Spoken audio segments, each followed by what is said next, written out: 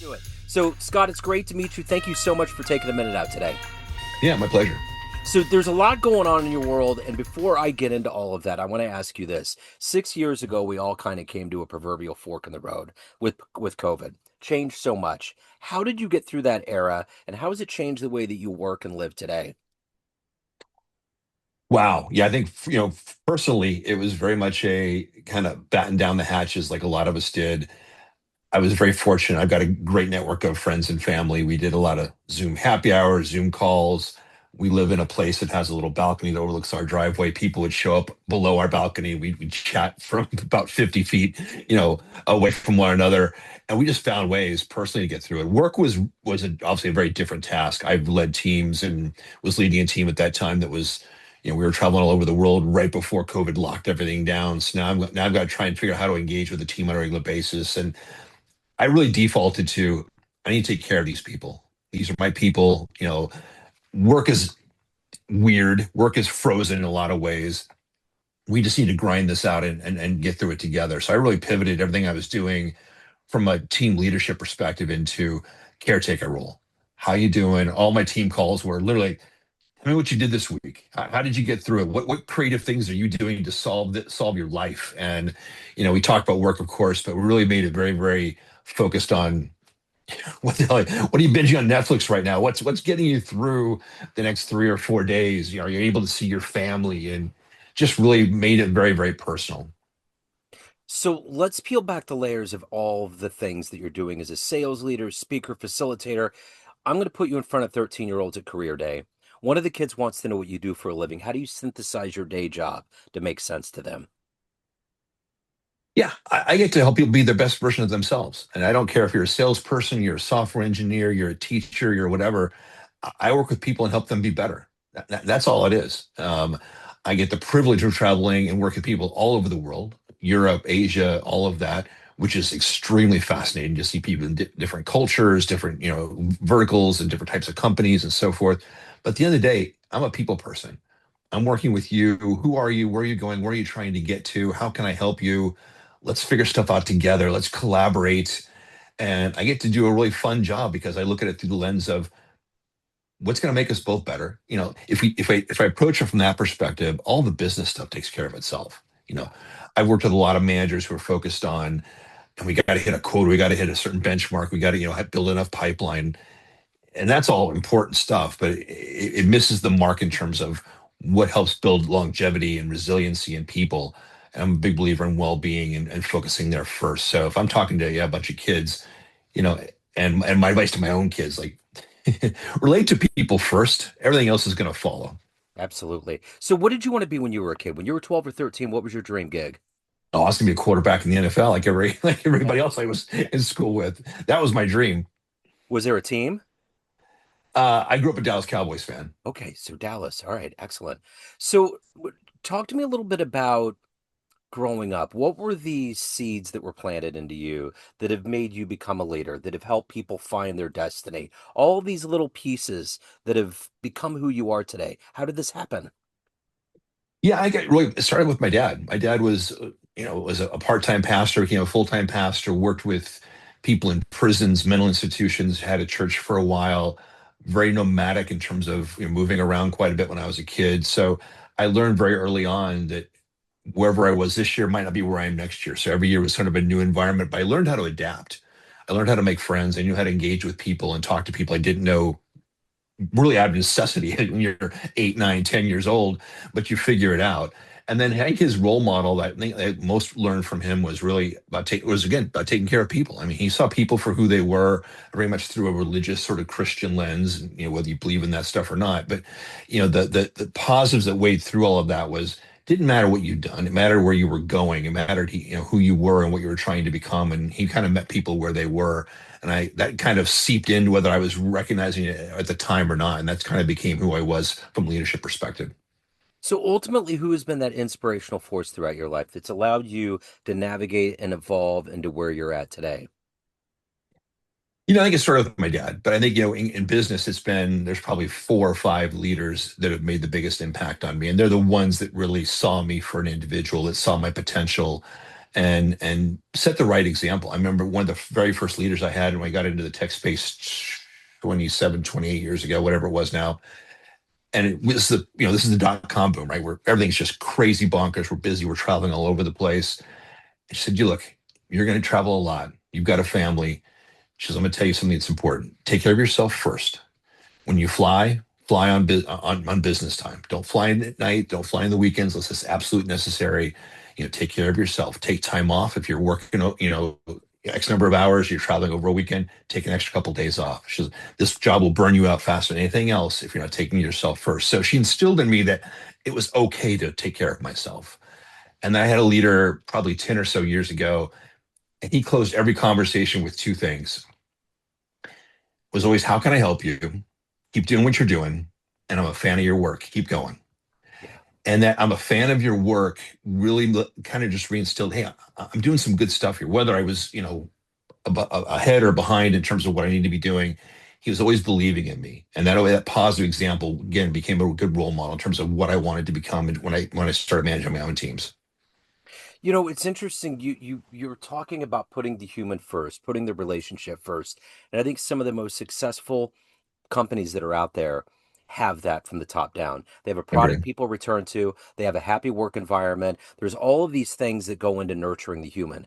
Of all the businesses that exist in this lexicon of businesses on our capitalism landscape, what do you admire the most? Who's doing it right? Yeah, I mean, it's funny. I'd start with who's doing it wrong. I mean, you go back to the '90s and Jack Welch and GE, right? I mean, Yeah, that's the exact polar opposite of what things should be. yeah. I worked with a CEO named Henry Albrecht who founded a company called Limeade. I worked for him for 4 or 5 years, and he and his co-founders, and they're one of the first companies I worked for where the values they wrote on the wall, they actually practiced. They held themselves to account. They apologized. They say, we missed the mark here. We're going to do better. We're going to make this right. And they really lived those values. And of course, they were well-being companies, so they really believed in taking care of yourself, mind, body, spirit, all of those things, and they really lived it. And that was one of the first examples I saw. Wow, this is a company that's successful. We ended up going public. It was very, ended up being acquired by WebMD some years later. But they truly tried to live it because they like myself and others, they've been to the other side of that. Companies that just ground people down, chewed them up, and spit them out. So they really fostered an environment where that care really did start at the top and trickle all the way down. The one thing about being good at what we do is having that willingness to learn, soaking in knowledge from others. If you could meet one person on the planet right now, have a lunch, spend some time with them, who'd you love to talk to? Yeah, I think oh God, there's a couple. Or we can round table it. Yeah, I think one would be Phil Jackson, the coach of the Bulls and the Yeah. and Lakers and Knicks. I read his book 13 Rings. Tremendous coach. I think what he accomplished and how he approached again coaching individuals. Not saying I've got to create this team, but I know each person what motivates them intrinsically first before I can figure out how to assemble a team around that. I think he's brilliant. I think Brene Brown is someone I tremendously admire and look up to and respect. I've read a bunch of her work and follow her all the time. I think she's got just tremendous stories because she's a great researcher. She talks to all the people who I also respect, the Simon Sinek's, the Dan Pinks, and the Jenny Clarks, and some of those folks. So I'd love to pick her brain and just have 45 minutes over a cocktail, glass of wine, and just hear more from what she's lived and experienced. So, what is that motivator for you every day to wake up to do this job at a high level? You're helping people, you're changing lives, you have a soul to take care of. What is that for you every day? Yeah, I'm fortunate. I mean, I've had a great career, and what kind of transpired in the last, let's call it 12 months or so for me was I left a job where it became a toxic culture. And I'm like, okay, this period of my career is going to end with this role. I'm going to go do something else. But the question really became, what is that something else? And after 30 years, I'm like, I could go get a VP job, maybe get a C-suite job, leading a company, a division, whatever. I'm like, I just don't have that in me. But what I do have in me is a ton of knowledge and experience. And I've seen enough junior leaders who are struggling with managing the day to day, manage their well being, manage their careers, and they haven't had good examples. They've had the examples of people who just say, just get shit done. Doesn't we don't care how, just go get it done. And they're living under that strain. And there is a better way. So I'm like, well, let's take what I know and try and figure out how to do something positive with it. So hence, why I founded Human Edge Leadership, this kind of coaching, public speaking, next step of my career. I just feel like it's a great opportunity now to give some things back, and I love doing that. It takes what I've done as a leader, and now extrapolates it into a much bigger potential landscape. So, Scott, let's say you have a dream tonight. You run into the 18-year-old version of you and you walk into a room. There's a film projector and you click play, and a 60-second highlight reel of your life comes up. Will that young version of you believe your life turned out this way? I've thought about that a lot lately. And I've always said, yeah, I don't think the person at 18 would. I mean, I accomplished more than I ever thought I would. So let me start there. So no, I think that person would be like, "Holy shit, we had to do all of that." Because at 18, I was really, I don't know what the hell I'm going to do. I mean, getting out of school, college, what comes after that? What do you want to be in your life? And I had a lot of doubts, as I'm sure a lot of 18-year-olds do. So I think looking at that projector and watching, the years fly by, the things I've accomplished, really more than anything else, it's the career stuff was great, and I'm extremely proud of that. But I got through school, which was its own journey. But I've got two amazing children, which are absolutely the most important things and the best things I've done in my life. And I think seeing all of that in context would be like, wow, we're gonna get just amazing shit. Yeah, yeah, for sure. So, in that highlight reel, what are you the happiest about, the proudest of? Well, it's absolutely my kids. I Yeah. mean, they're the legacy. I think professionally, I always dreamed of like, would it be cool to be, travel globally and do business with all these countries and meet all these great people and be able to do that. And it's been better than I ever thought it was going to be. It's been exhausting, but being able to experience cultures and people and just see how people are and outside the little world we live in the US. And 'cause if you don't travel globally, you don't have a great perspective on what it's really like through the rest of the world. And now with travel, we can do all that much easier than we could even 30 years ago. So I think being able to do that and lead teams globally and manage teams that are based in the UK or in Europe or Australia and understand the way to manage them, what motivates them is different, but not that different. If that makes sense, they're Yeah. human beings first. They're driven and motivated by a lot of the same things that we all are as humans, and that's been a really interesting experience. What was one of the most unexpectedly magical places that you traveled to? You didn't expect it was going to be like that. Yeah, I think it's the Middle East. I've had a chance to go to Riyadh and Saudi Arabia twice. I've been to Dubai. I think Saudi Arabia was fascinating because we are filtered all this information about what it is, how those people are, and it was very upside down in terms of what I maybe was told it would be. The people there could have been more kind, more gracious, more friendly. Um, the rules between genders were not as drastic as we're sold that they are here.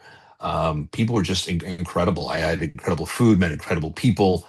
It was very, very interesting. And again, I got to interact with a member of the royal family who did not put on any airs whatsoever, was very much regular person, didn't want to be bowed down to any way, shape, or form.